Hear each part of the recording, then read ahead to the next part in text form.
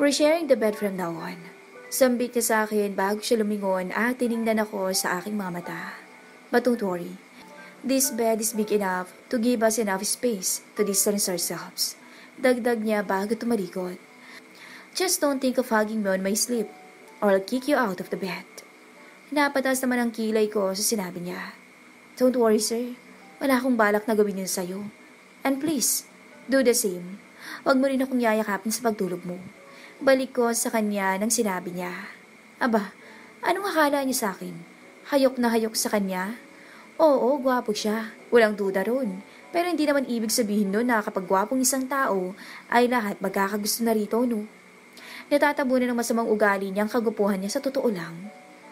Mas nag-aalala pa ako na yakapin mo ko eh, kaysa ako ang yumakap sa'yo. Mabilis niyang sagot bago umiling. Why would I even hug you? I would like to say the same, Mr. Muller. Bakit naman kita yayakapin? Palaban kong sagot. Natigil lang kami nang kumatok sina Ate Lala at Becky para ipasok ang mga gamit ko. Nang mailapag nila ang mga gamit sa minisala ay umalis na sila. Nang tingnan ko ang mga kahon ay naalala kong may kailangan pa pala akong sabihin kay Mr. Muller. Agad kong nalapitan ang mga kahon tsaka siya hinarap. Mr. Muller, kasali rin ba to sa plano? Tanong ko sa kanya sabay pakita ng mga underwear. Kitang-kita ko kung paano manlaki ang mga mata niya bago siya napatingin sa akin.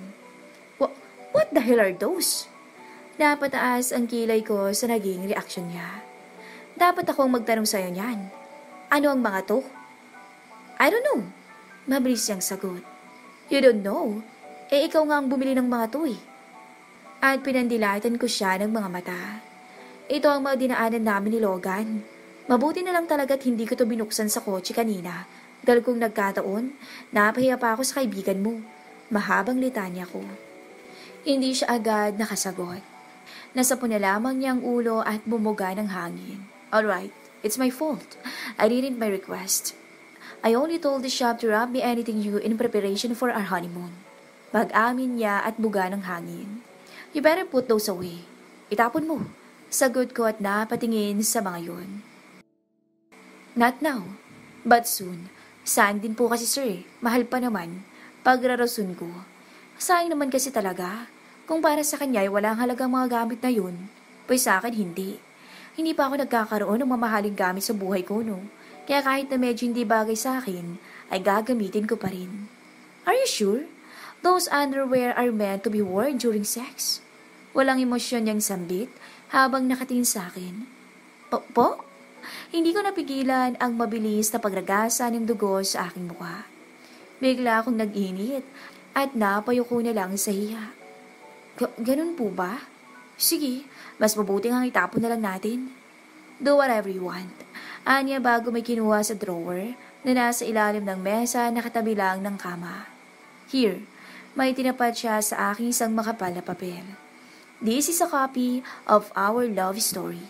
Make sure to memorize every single detail at ang hindi tayo mabuko ni Lolo in case he asks you about how we met. Dagdag niya bago inihagi sa akin ang papel na mabilis ko namang nasalo. Napatingin na lang ako kay Mr. Muller at hindi napigilang mapabilib sa kahandaan niya. Siya na talaga. Mukhang pinag-isipan niya talaga lahat-lahat para magtagumpay ang plano niya. Read that now. Anya bago nagsimulang magayos. I have to go back to the office. Kung dumating man si Lolo, magkunwari kang tulog. Never answer his call. Kahit katukin ka niya ay huwag kang sumagot unless you memorize everything or kung makauwi na ako. Bilin niya bago mabilis na tinungo ang pinto. Understood? Tanging tangulang ang naisagot ko sa kanya. Pagkatapos ay agad naman na siya ang lumabas. Sa dami ng mga bagay na nalaman ko at kailangan kong gawin sa araw na to, isa lang ang hindi mayaalis sa isip ko. At iyon, ang unang beses na may makakatabi akong lalaki sa kama. Hindi ko mapigilang kabahan, lalo na't nasanay akong may akap sa pagtulog. Magkatabi kasi kami ng bunso kong kapatid at niyayakap ko yun sa tuwing matutulog kami. Siguro, mangyayaring mayayakap ko talaga si Mr. Muller. Wala akong ibang ginawa buong maghapon kundi ang basahin ng script na binigay sa akin ni Mr. Muller. Manghang-mangha ako sa kung sino man ang gumawa ng script dahil kapani-paniwala to. Lalo na kung paano kami nagkakilala. I used to be secretary, but he told me to stop working as soon as we got engaged after a year of being in a relationship with him. Basa kong muli sa nakusulat. He told me to just focus on our relationship and ready myself to become his wife. Napailing na lang ako dahil ang sweet nagdating ng nakasulat doon.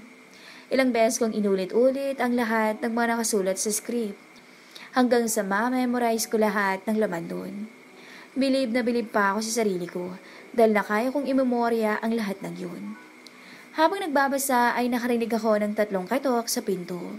Kaya mabilis akong bumangon para tingnan kung sino yun.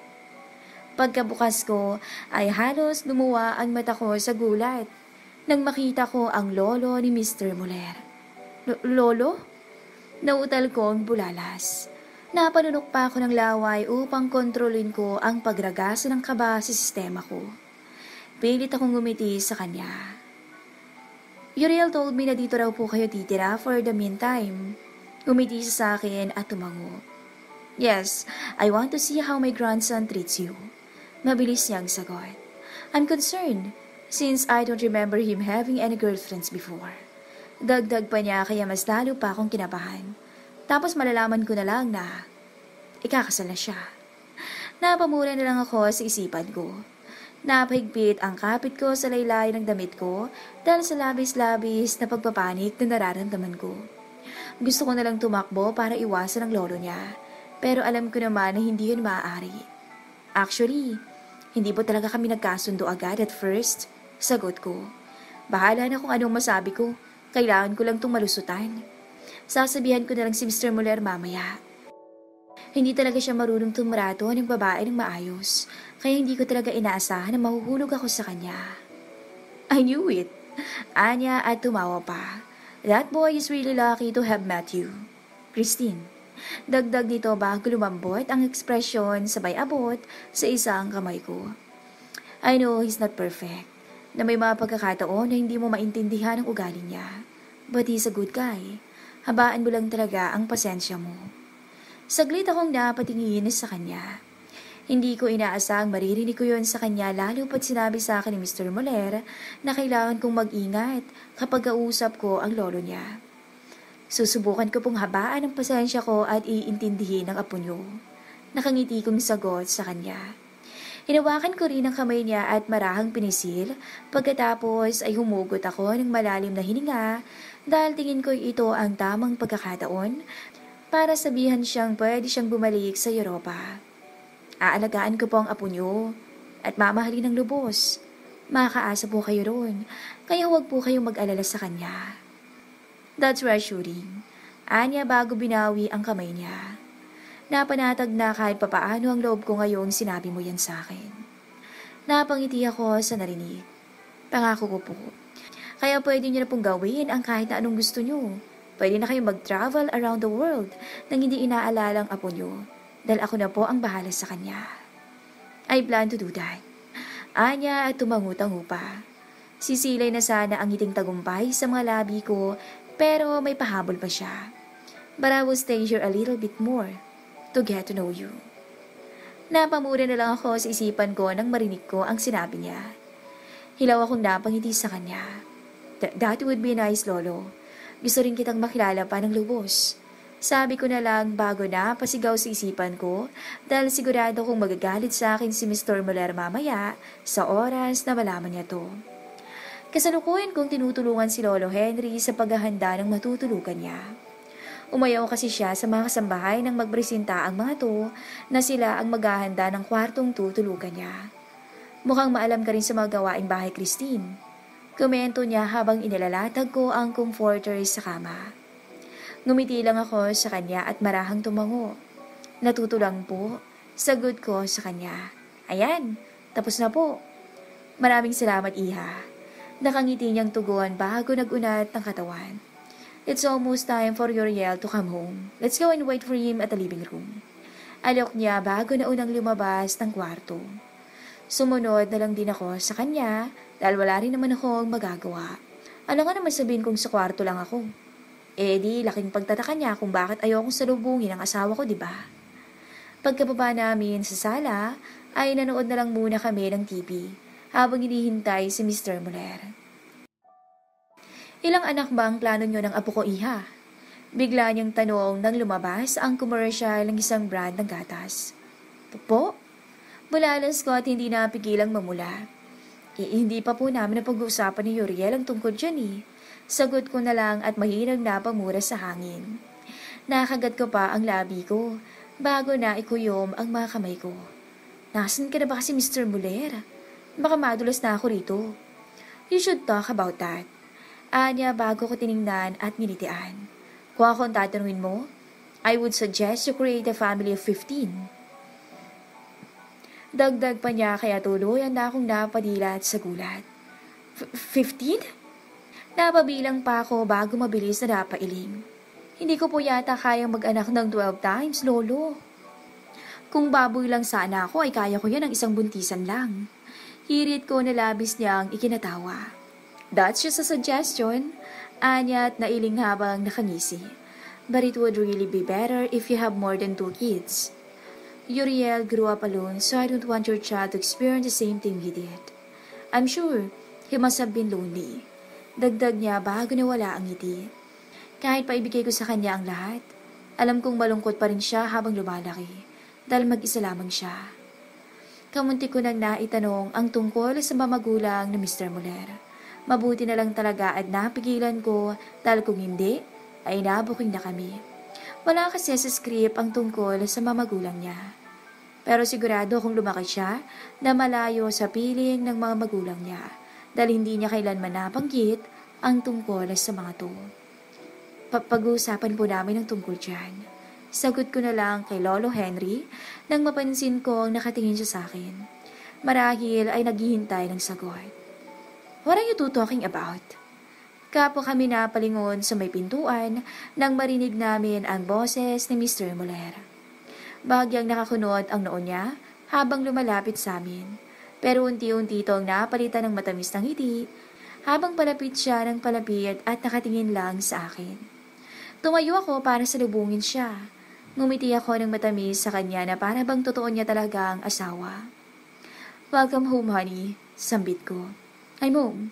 Anya bago hinawakan ang bewang ko, sabay hila sa akin palapit sa kanya. At naligas na lang ako nang halikan niya ako sa labi. Dilat na dilad ang mga mata ko dahil sa ginawa niya. Hindi ko inaasahan na gagawin niya yun. Pero hindi ko na lang pinahalata na nabigla ako dahil baka mapansin pa yon ni Lolo Henry. What's for dinner? Tanong niya sa akin. She didn't prepare the meal, iho. Christine helped me to prepare my room. Sabat ni Lolo Henry bago ito tumayo at inilahad ang kamay sa tapat ni Mr. Muller. Mabilis naman itong inabot ng lalaki at nagmano. Shall we eat dinner? Anya bago ko tiningnan. Yes, mabilis kong pagsigunda. Let's eat while the food is still hot. Sabay na kaming pumunta sa dining area. Pinaghila pa ako ng upuan ni Mr. Muller at pinagsilbihan. Kung hindi ko lang talaga nakita ang tunay niyang kulay, ay iisipin kong ang swerte ko at naging asawa ko siya, kahit sa sandaling panahon lamang. Iho, how's your schedule? Naayos mo na ba? Tanong ni Lolo Henry sa lalaking nasa tabi ko. Your honeymoon will be this weekend. Paalala nito. Yes, I already cleared my schedule, Lo. Kaswal na sagot nito. We're ready to go this weekend. Napangisi ang matanda bago tumingin sa akin. That would be great. I am expecting your first child when you get back, okay? Hindi ka pa ba uwi sa Europe, Lo? Pag-iiba ni Mr. Muller sa usapan. You still have business there. Iho, I'll already assign someone to take care of everything there. Sagot nito. Isa pa, mas importante na makasama kita at ang sawa mo, lalo na't konti na lang ang natitirang panahon ko sa mundong to. Kaya kung maaari, bigyan niyo na ako ng apo sa tuhod bago pa man ako mawala. Lolo, pagsaway ni Mr. Muller. Bad weeds don't die easily. Dagdag niya bago bumaling sa akin. Don't let it get into you, honey. Huwag kang ma-pressure kay Lolo, okay? Hanggang ngayon ay hindi pa rin talaga ako masanay sa sweet at malambing na tono ng pananalita ni Mr. Muller. Para bang ibang tao ang kausap ko. Ang awkward. Alam kong ayaw mong nandito ako iho sa Pilipinas. Biglang sabi ni Lolo Henry, kaya napatingin ako sa kanya. So, if you really want to push me back to Europe, then give me a great grandchild. Ngumisi ito bago kami tinapunan ng tingin sa isa't isa. In short, aalis lamang ako kapag buntis na si Christine. Napawang ang bibig ko bago ko napatingin kay Mr. Muller. At magsasalita na sana ako nang unahan niya ako. Okay, Lo. We will do our best na bigyan ka ng apo sa tuhod. Nanlaki na lang ang mga mata ko dahil sa sinabi niya. Dahil hindi ko mapigilang mapaisip kung makakaya ba niyang ipeke ang pagbubuntis ko, lalo na't kasama namin sa bahay ang lolo niya. Or wait, natigilan ako at muling napatingin sa kanya nang may maisip akong isang posibilidad. Hindi naman siguro namin gagawin yun. Hindi naman niya siguro ako bubuntisin ang totohanan, diba?